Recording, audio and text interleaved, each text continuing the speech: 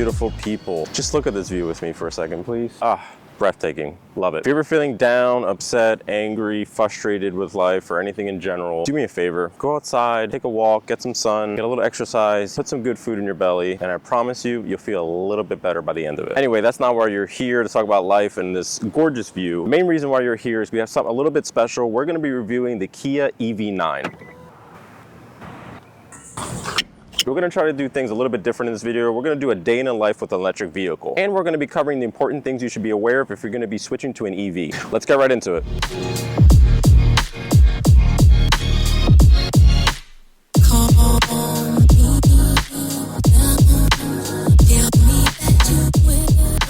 All right guys, here it is, the 2024 Kia EV9. You just saw one of the first features. As you walk up to the car, it will unlock itself. I just want to cover a few points here before we jump into the specifics of this vehicle. So I never thought I'd be reviewing another car on my channel, and I reviewed the 2024 Hyundai Sonata N-Line about 6 months ago. And if you want to catch that video, you can click up above or down in the description. If you're new to my channel, thanks for clicking on this video. In my channel, I try to give you guys my honest and unbiased opinion on all kinds of different things that come my way in a chill and concise format. This is not just a brand new car, but this is also the first generation for these electric vehicles that Kia is developing and releasing. This model is the EV9 Wind all-wheel drive, and the MSRP on the EV9 is $63,900. Only cool soccer moms drive this type of car, and speaking of cool soccer moms, I want to give a big thank you out to my beautiful, amazing girlfriend who is allowing us to review this brand new Kia EV9, and we'll get her thoughts and feedback later on this video. So as you know, EVs, electronic vehicles, are having a big push right now in the market. There's a lot of tax incentives and rebates and things are offering to get more consumers to purchase them. If you're not sure about switching to an EV vehicle or you just love cars in general, then keep watching the rest of this video so that way you can learn all about it and make the right decision. First, we're going to get started here with the exterior. I think the car looks very unique. As soon as you look at this car, like, oh my God, what is this vehicle? It definitely looks very futuristic, very techy. It's a little boxy and wide, but I still think it looks really nice. Here in the front grille, it's very minimal. There's not a whole lot going on, which I always do appreciate. I love a simple and minimal design. You have these two elongated LED headlights on each end, and then it kind of contours into the front of the bumper. Other than that, there's not really a whole lot here in the front to go over. We'll talk about the frunk here in a second. I just popped open the hood from a button inside the vehicle. You can see it does have that nice spring action, smooth. It's on most new vehicles now. It's pretty standard. There's no engine like you would see in a traditional gasoline vehicle. You do get what they call a frunk. It's a very small area, not a whole lot of space. You won't be able to fit a suitcase or anything like that. And there's also access to the air filter here and the washer fluid cap on the left side of the vehicle. And in this storage compartment, there is some access panels to get to a battery. All right, so let's move to the side of the vehicle. On the side of the vehicle, it's going to follow that same design, very minimal, very simple. There's not a whole lot going on here. They're not going to have any step rails or anything to step up. This is not a really high vehicle either to begin with. This car does come with powered side view mirrors, which I do love, and I wish Hyundai would have done the same thing. Not happy with you guys on that. Anyway, the handles do recess. They are powered, so when you unlock them, it will push out, and when you do lock it, it pushes back in. And on the rims and tires, those are 19-inch alloy. Let me quickly run down some of the main specs on the EV9. On the Wind all-wheel drive trim, you'll get up to estimated 280 miles, which is powered by 99.8 kilowatt-hour battery. The EPA MPGe is 9175 and 83, which could pump out 379 horsepower and 443 pounds of torque. And dual motor E all-wheel drive, 7-passenger seating and a second row bench. Dual sunroofs, which we'll cover when we get to the interior. Heated and ventilated front seats, heated steering wheel, and a heat pump to help preserve range. An onboard 110-volt power generator, and equipped with the CCS, which is the combined charging system to get that ultra-fast charging. All right, now let's shift over to the back of the vehicle. Here in the back, starting from the top, you do have this kind of overhanging swooping thing. I don't even know what to call it, but it just kind of hangs over the glass a little bit, and then you have one LED that runs across the top. And then you have your two LED taillights that run from the top almost to the bottom of the bumper. No visual buttons here, continuing with that simple minimalist design, and the glass on the rear door does not open. You got your rear view camera. It's kind of hidden right below the door, and the buttons to open up the rear gate is going to be tucked underneath here. Let's go ahead and open up this lift gate. All you do is just press that button that's down here tucked under. Just hold it for a second. It does have that powered automatic lift gate. You do have a button up here above to close it. All you do is press it one time. It will close itself and lock. Back here in the trunk, I have these second row seats lifted up, so you're not going to get a whole lot of trunk space once you have these seats folded up. Once again, I'll put some dimensions on the screen with the seats folded up and folded down. And to fold the seats down, all you gotta do is pull on this strap to release it, and then it automatically pulls itself down. Here in the travel bag, you're gonna get your charging cable, and we'll go into a lot about the charging later on this video. On the right-hand side here in the back of the trunk, you do have this slider here, which will give you access to the AC 125 volt 15 amp plug. And these two buttons, if you press it, it'll automatically flip down these middle seats. This will give you access to manually open the charging port. If for whatever reason it doesn't open, you can do it manually here. On the opposite end here on the trunk, you have just a button here to open up the lift gate, and then a 12 volt 180 watt plug. And I just opened up the charging port. This is going to be on the back right hand corner of the EV9. And you can close it by pressing that button. On the roof of the car, you have two side rails, so you can attach any kind of accessories that you might need when you're traveling. And those dual sunroofs, but only the front one opens. That pretty much covers the exterior of the EV9. This totally looks like a car that came out of a 90s movie, of like a futuristic car. I'm always gonna be a fan of a simple and minimalist design. Simpler, the better. We're gonna transition here to the interior of the vehicle, but first I'm gonna go over the safety features real quick. Comes equipped with automatic emergency braking technology, direct oncoming and evasive steering assistance, blind spot detection, rear cross traffic collision avoidance assistance, lane keeping and following technology, front and rear parking sensors, high beam assistance, rear occupant alerts, driver attention warning with leading vehicle departure alerts. Okay, warning, it is 100 degrees out here. I am sweating my ass off.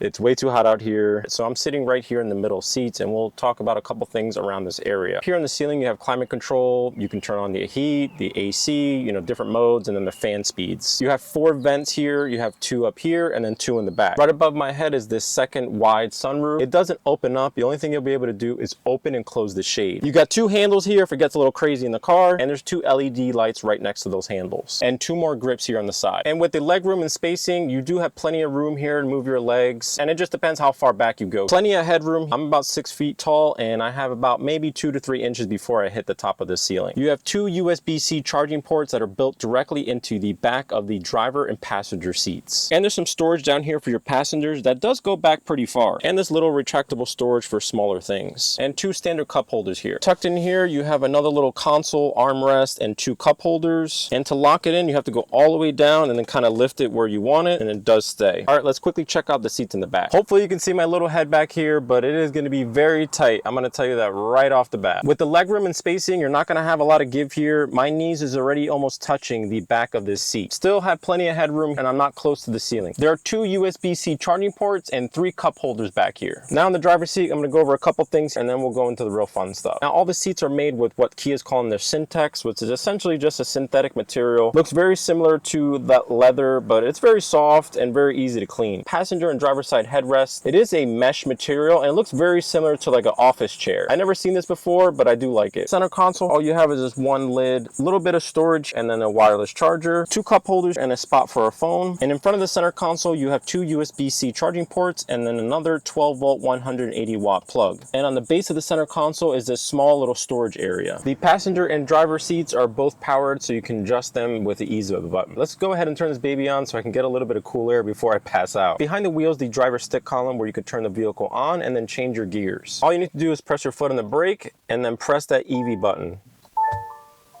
And that's it. Turns on within a few seconds. You wouldn't even realize it unless that screen turned on. When the car is running, it has this melodic hum to it. It's hard to describe, so just listen to it.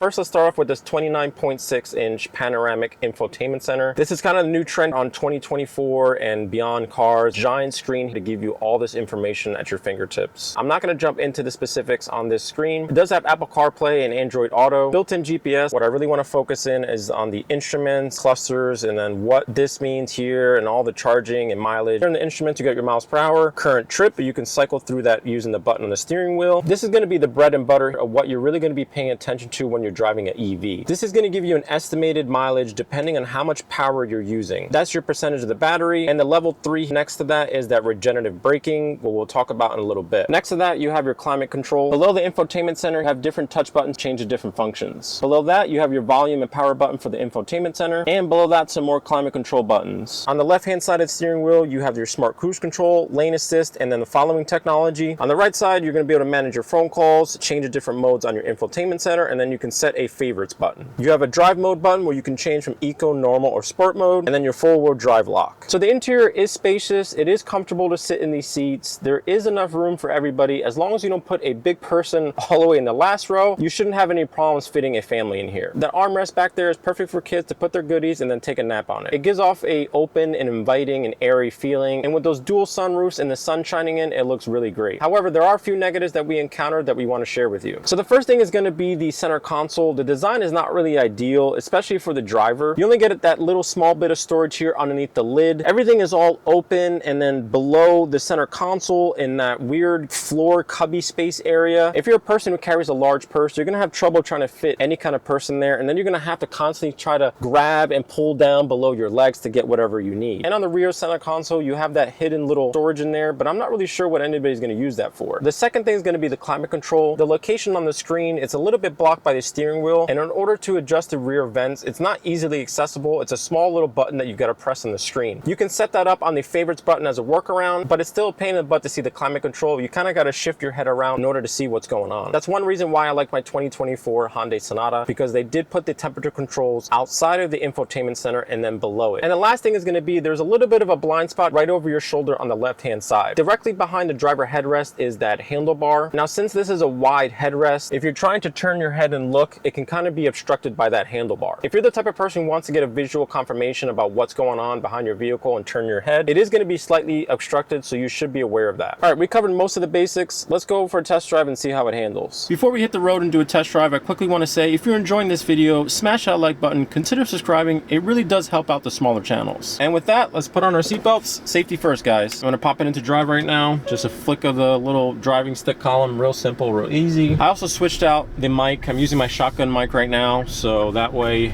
you know, you can get a little bit more surrounding sounds. Now, the first thing I want to talk about is the transition of like the old school fuel gasoline cars and listening to the engine and the RPMs. You know, I'm just so used to that. And then of course, when you're accelerating, that feeling of hearing it, I mean, it definitely takes a little bit of getting used to of driving an electric vehicle. You don't hear any of those sounds. The car has almost zero sounds. You're not going to hear anything at all besides the roadway and the tires and the outside wind noise, but that's about it. Once you get over that first hump of that traditional engine sound that you're used to, it drives like any other car. Overall, it's a very smooth ride, handles fine, not bouncy, and you would never know the difference if somebody put you in this car and didn't tell you it was an EV vehicle. Now, jumping into braking, all EV vehicles have what they call regenerative braking. Regenerative braking is using the kinetic force of the car accelerating and then coming to a stop and then transferring that to charge the battery. Many EV vehicles, you can't turn that off. It's just always on by default. I think Teslas are like this, but on the EV9, you can actually adjust this. There's like 4 levels. Each level that it goes up is going to maximize the regenerative braking. The max level is what they call I-pedal. So at that max level, you just use that one pedal, the accelerator, to drive the car. As you slowly let off the accelerator, it's going to come to a brake pretty abruptly, pretty quickly. It definitely takes a little bit of getting used to. They do recommend that you kind of start off slowly. You don't go straight to I-pedal. You start off like level 1 or level 2, and then you slowly work your way up. So I got a nice little stretch here. I don't have anybody directly behind me. I'm going about 34, 35 miles per hour. So I'm going to come here and let go of the accelerator, and you're going to see that regenerative braking, that I-pedal really activate. 3, 2, 1. And you see how quickly it came to a stop, almost a dead stop in a few seconds. Didn't take very long, but that was that regenerative braking, taking that kinetic force and charging the battery as you're slowing down. And as far as the performance and acceleration, on EV vehicles, you're always gonna get that initial burst of power. It's just because it has a lot of torque. I'm gonna give it a little bit of acceleration here. I wanna say gas, but I keep correcting myself. And 3, 2, 1, go. Woo! Oh my God. Wow, my head hit the headrest. The pickup speed and that torque, I mean, it just flies instantly. This car picks up. You're not gonna have any issues getting up to speed or trying to get in a lane. This car moves. I turned off the AC for a little bit, and I'm gonna stay quiet just in case you wanna hear what the car sounds like when you're inside and what those noises sound like on the outside. You're not gonna see much of a difference between an electric SUV or a gas SUV. Really awesome performance, handles well, and I enjoy driving. It feels really good, and I think you will too. All right, here comes the sad and final day of this vacation, and then trying to pack up everything and scramble. I just want to quickly show you what I'm trying to pack and then the current situation of the EV9. Right now, there is a larger suitcase, and I have that second row lifted up. Not a whole lot of space here left once you put a larger suitcase, and then I have to put in all this other stuff in here. We have a 7-hour drive back home. This is really when I want to cover the charging and all the specifics and things you should really know about if you're going to be thinking about switching to an EV. So let's play Tetris here, pack up this EV9 and hit the road.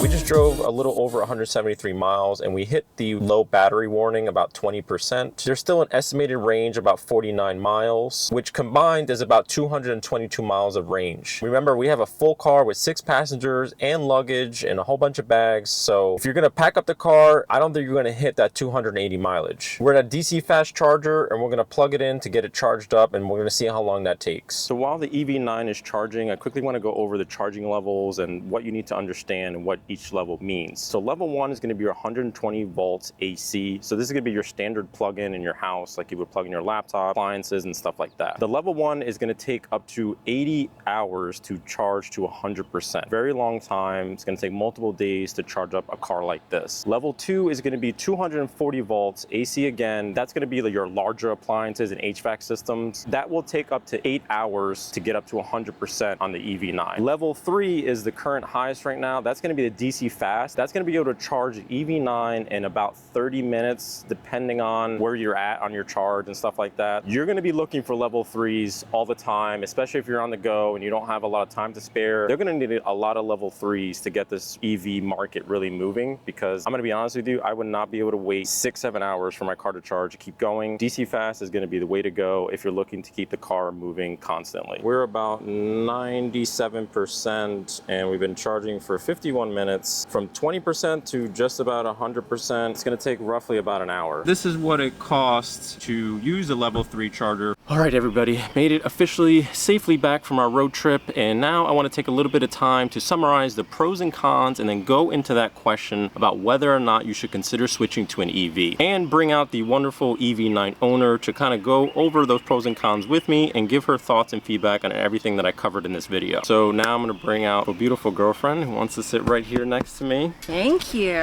I have the pros and cons on my phone. It's just a lot to go through, so it's just gonna be easier to kind of read it off. And then Sarah here. Did I say your name before? I don't know. Do you want me to say your name? Sure. It's totally fine. Kind of chime in on some of those things that I'm going to be saying. So the first thing is going to be better for the environment. Obviously, everybody's got to do their part in some shape or form, and having an electric vehicle is going to be one of the most important pieces to this puzzle. So that was actually the #1 on my list. That's my biggest pro. So next one on the list is no more worrying about how expensive gas is. Some areas, gas can go up to like $5-6, even more in some areas. Like I think California can get up to like $5-6 bucks when it was really high, which is pretty crazy. You don't have to worry about that anymore. Next is going to be a concierge service. Concierge. Okay. So the next one's going to be concierge service. Give you a concierge service whenever you purchase the vehicle, so that way if you have any questions or you need help on certain things, they can reach out to you. And this is Kia corporate, so that's a great feature. I love that. They wait until you have the vehicle for 7 days to schedule. So you have a chance to play around with everything, all the features. And I really had a list of questions for the rep. And it was through Zoom. It was really easy to connect and it was seamless. Really, really great perk. Yeah, especially when you don't know anything about EVs and you're learning. All right, next one is going to be 1 year of charging credit, and that's with the Electrify America app, or I guess company. Yeah. So 1 year, if you use any of their charging stations, you'll get 1 year of charging. Next one, low maintenance, not really much maintenance compared to gasoline vehicles. You don't have to worry about oil changes. You're only gonna have to do maybe brakes and tires. Next one is, it's a really nice looking car, pretty well designed, lots of space, perfect for families and soccer moms. Oh yeah, basketball moms, karate moms. All the moms. I really love the look and the feel of the vehicle. I'm pretty impressed with it. It turns heads, that's for sure. And I've only ever seen one other one on the road to date. Still very new. That's very Very unique. novelty. Last one is, it's got a lot of cool tech and safety features, which is always important here in the year of 2024. Yep. Now we're gonna go into the cons. The first one's gonna be not a unified app for finding charging stations, planning trips, and paying for your charges. You have to kind of bounce through multiple apps. You have the Kia app, you have the ChargePoint app, and Electrify America app, and then there's PlugShare app. Yeah. So is that 4 apps in order to plan a trip and then find chargers? Yeah. That's kind of annoying. Yeah, I just found it really difficult when you were trying to plan a trip, and it all depended on the different company that the charging station was associated with. So the next one I have is it can be frustrating because different companies have their own process and app. So kind of going back to the first point here is you can't use one single app to go and charge. You have to use their process and their app. Can I tell a quick story about that? You can tell a story. I know the story too. So through PlugShare, it is not associated with the specific company. There was a Shell charge station that I had plotted out on our trip to the beach, and we stopped there, and I did not have the Shell app. I've never seen a Shell charging station before. This was a one and done because we were on a road trip. So we pull up, it is 100 degrees. My kids are hungry. It's lunchtime. I purposely stopped here so we could have lunch at the same time. The sun was so bright, I could barely see the screen, but I could see a QR code. I had to download this app, downloaded it. Another app. It wasn't working. Thank goodness there was another guy charging his car at the other bay, and he was actually a tech. Thank God for this guy, because he actually had to charge my car for me and connect through his app because my app, the Shell app, was not working on my phone. He had an Android, I had an Apple. I don't know, maybe that has something to do with it. That was not a plug for Androids. If it wasn't for him, I don't know what I would have done. There's always a 1-800 number on the station, so I'm not sure. That was a bit of a panic for me. Not really sure what I would have done without him. If you're watching, thanks so much. Really appreciate you. He saved the day for sure. did. The next thing on the list is kind of the data and apps and then syncing up certain things. If somebody's charging their car, there's really no way to know when that car is going to be finished. So they really need to find a way so there's kind of a countdown or timer. So if you know somebody's going to finish their charge in 30, 45 minutes or an hour, you can be like, okay, you can be there at a specific time and hopefully get that spot. Kind of a big thing they need to figure out or hopefully find a solution for that. Next on the list, same thing going back to the app and syncing, is there's a delay in notifications. I think this is more on the Kia app. When you are charging and you finish that charge, there was a delay by the time you got it in the Kia app. So it was about, what, 10, 15 minutes later, you said? Yeah. And when that happens, there's actually idle fee. So as you're charging your car, if it is finished charging and you're just sitting there idling, but it's still drawing power, you're gonna get charged fees for that. And I think it depends. Every company has their own threshold or limits, right? Yeah. So like it changes. Yeah, I think Electrify America, they give you a 10-minute grace period. So if you're not back to your car and unhooked within 10 minutes, you're okay. But then after that, you're charged anywhere. It could be like $2 for every 10 minutes after. And that is predominantly with level 3 chargers. It typically does not happen with level 2. Next on the list is kind of going a little bit into level 3 chargers. Depending on your area, there may be limited availability. So if you're in a real metro area, you're definitely gonna get a lot more, around a city than you would out in like remote rural areas. And the other thing to that, using a level 3 charger can be a little bit pricey. I mean, it's gonna be cheaper than gas. It's gonna run you anywhere from 40 to 50 bucks, just depending on how big the battery is and how much of that electricity you're using. Next one is gonna be the center console, which I did cover in the interior. It is a odd kind of design, and it's not really ideal for soccer moms, I guess. Yeah, it was definitely important. I kept looking for a button for it to open more. I mean, there's a tiniest little space. A hidden drawer. A hidden drawer. No, so there's just a tiny little, almost like a place for change that is concealed within the armrest. But other than that, I'm used to a much larger console that lifts Giant up. lid, like a cooler. For snacks. Oh my gosh, we need the snacks. We need the sunscreen, the bug spray, which I've gotten all travel size to put in that little change area. But on the back end, when you're in the second row, you can actually access underneath. So the kids have a ton of space to hide their stuff, which is terrible because I don't know what I'm gonna find back there. So yeah, a little wasted space, and it's just not hugely efficient. Another thing is gonna be the infotainment climate controls. I did mention this in interior, how it is kind of difficult and you kind of gotta move your head around to see those controls. I think this is gonna be a common theme you're gonna be seeing here in most newer cars. They keep on integrating the climate controls into the infotainment center. That is another annoyance. I think a lot of cons. I really do like the car. It's all similar theme. It's all based on like 3 main bullet points. It's the apps, the data, and then the charging. Thank you.